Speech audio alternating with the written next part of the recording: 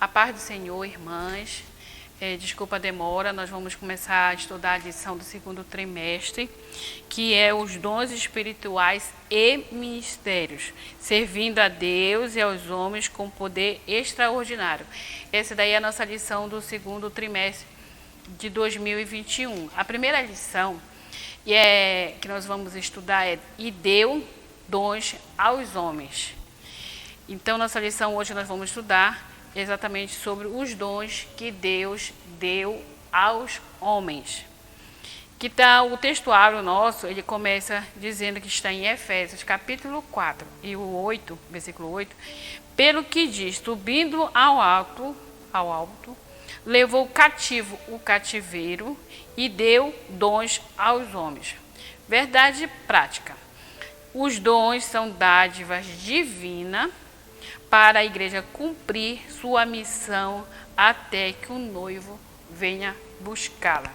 Então, Deus deu os dons para nós, não é para mim, é para o outro.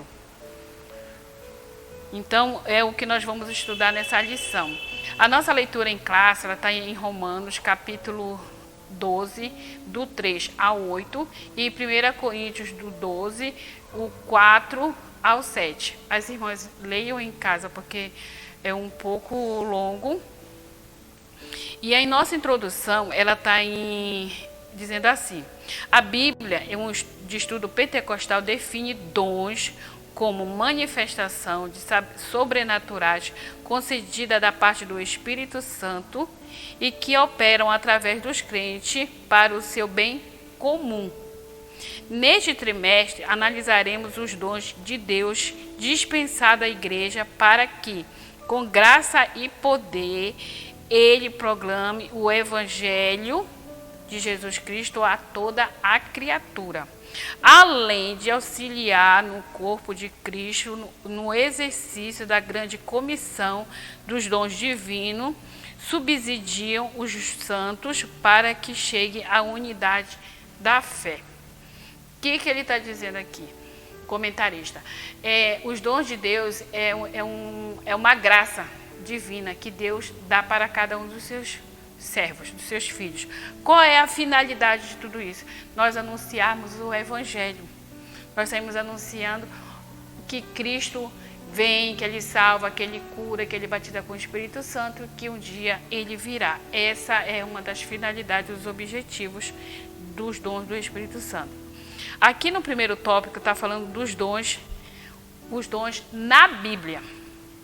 Que nós vamos ver os dons na Bíblia no Antigo Testamento e no Novo Testamento.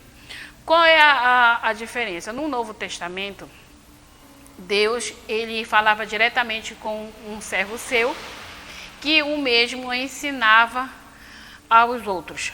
Vemos, por exemplo, Moisés. Moisés tinha um contato direto com Deus e Moisés ensinava ao povo. Temos também um contato direto de dons que Deus também deu, nesse caso, a Salomão. Salomão, na hora que teve aquela confusão que aquelas mulheres queriam que dividisse a criança ao meio, Deus deu sabedoria a Salomão para que ele pudesse fazer o que era certo. No Novo Testamento, é um pouquinho diferente. Nós temos o privilégio, assim como Deus pode usar o pastor da nossa igreja, ele pode usar qualquer um de nós, que se Deus assim o prover. Então, a diferença que existe do Antigo Testamento para o Novo Testamento é que no Antigo Testamento Deus usava uma pessoa, ensinava, e ele conseguia ensinar até 70 pessoas. No Novo Testamento, o Espírito Santo, que foi o Consolador que Deus deixou aqui, ele opera na vida de cada um de nós, com isso alcançando uma maior quantidade de pessoas. Uma dádiva, o terceiro subtópico, uma dádiva para a igreja. A fim de sermos mais didáticos e eficientes no estudo a respeito dos dons divinos, nós temos 3 categorias, que é o dom de serviço, os dons espirituais e os dons ministeriais, que nós vamos estudar tudo isso no decorrer da lição. Essa divisão acompanha a classificação dos dons conforme se encontra na Epístolas Paulinas de Paulo, Paulo falando com Romanos, com Coríntios e com Efésios, nessas 3 cartas, né? Respectivamente, insistimos porque se esta classificação é apenas um recurso didático, pois quando o apóstolo expõe o assunto em suas cartas, ele não parece querer exaurir os dons da sua lista. Então aqui nós vamos na dádiva para a igreja, nesse caso está dividindo os dons, que é o de serviço, os espirituais e os ministeriais.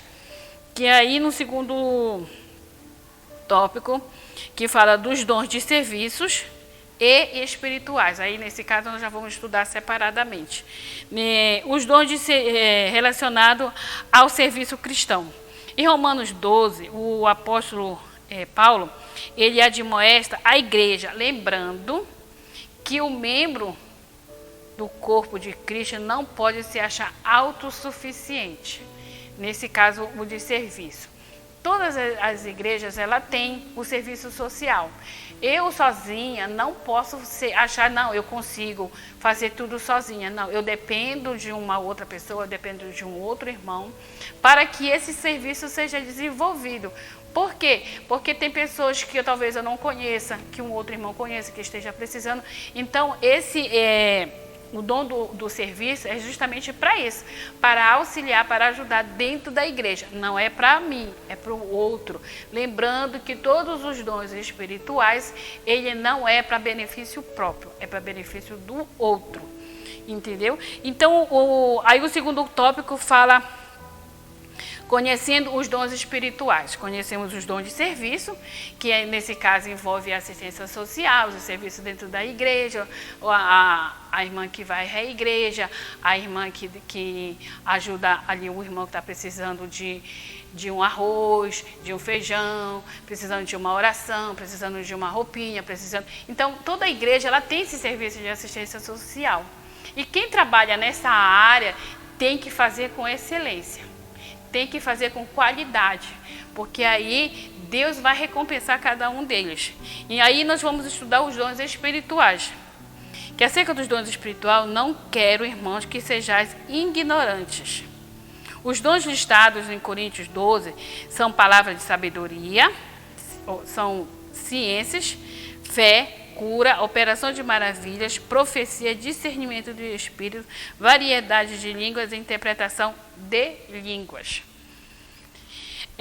Apesar dessas manifestações sobrenaturais, pertencem ao mundo espiritual. Isso é uma categoria particular de experiência religiosa do crente. O apóstolo Paulo deseja que a igreja, em especial de Corinto, conheçam algumas considerações. E a vida deles era uma vida envolvida, e a igreja de Corinto, naquela época, eles tinham uma vida pregressa. Eles buscavam os dons espirituais, mas eles eram um povo que eles eram idólatras. Eles ainda continuavam com aqueles mesmos erros, com aqueles mesmos vícios que eles tinham lá no mundo. Então, quando eles começaram a buscar os dons espirituais, eles começaram a dizer, eu sou melhor do que o meu irmão que não tem nenhum dom. Então, quando Paulo viu toda essa maneira do crente agir, do povo de Corinto agir, Paulo enviou essa carta em relação a isso, dizendo que não sejais ignorantes quanto a isso. Por quê? Porque era um povo que falava em língua, tinha todos esses dons. De nada lhe faltava. Todos esse povo tinha dom de sabedoria, da ciência, da palavra, da cura, da profecia, do discernimento, eles tinham. Mas eles não sabiam usar com excelência, porque eles estavam achando, porque eu sou melhor do que tu que tem um dom de cura. Então Deus começou a mostrar para Paulo, que começou a mandar cartas para aquele povo, que se nós formos observar, não é muito diferente de hoje em dia. Então, o dom do discernimento daquela igreja, os dons espirituais, eles estão envolvendo nisso aí, que são a fé, né, a cura, que eu já falei. Agora nós vamos falar acerca dos dons ministeriais. Os dons ministeriais, o que envolve? Os ministros da igreja. Quem são os ministros da igreja? É o pastor, o evangelista, o profeta, o doutor e os apóstolos daquela época. Hoje em dia nós temos os diáconos, nós temos os presbíteros, nós temos o irmão que fica, o nosso pastor, o evangelista. Então, hoje em dia nós temos isso em dia, tem toda uma categoria. Então, acerca dos dons espirituais, Paulo, no livro já de Efésios, ele classifica como dons ministeriais, o profeta evangelista. Tem os apóstolos, eles vêm de trás para frente, né? Tem os apóstolos, o profeta, evangelistas, os doutores. E o propósito de o Senhor conceder à igreja, segundo, era para capacitar aquele povo para que eles pudessem estar preparados para fazer a obra do Senhor. Deus, quando Ele te escolhe, quando Ele me escolhe para fazer a obra do Senhor, Ele vai te capacitar. De que forma? Com esses dons aqui, que estão aqui na Bíblia, mas Ele lembrando que Ele não é para seu benefício, é para o benefício da igreja. Aqui o terceiro tópico é uma igreja, a igreja de Corinto era uma igreja problemática na administração dos dons. Os dons são importantes? São. Mas o que ele estava falando ali, que a igreja estava sendo problemática na área da supervalorização dos dons. Aí aqui a diversidade dos dons, em que se chama a atenção da lista de dons. Existe aquela diversidade de dons que eu já listei, né? Então, só que a igreja de Coríntios, ela não tinha a autossuficiência e a humildade. Se achavam que eram melhor que todo mundo em relação a isso. Então, não podemos nos orgulhar e nos portarmos de modo arrogante e autoritário no exercício dos dons, mas com humildade e temor a Deus, porque tudo é para Ele, tudo vem de Deus e tudo é para nosso Senhor Jesus Cristo. Então, o que nós devemos fazer é achar que nós somos humildes. Quando o Senhor Ele nos usa, eu não tenho que eu tenho que me sentir o menor de todos da igreja, da casa do Senhor, para que o Senhor possa nos exaltar.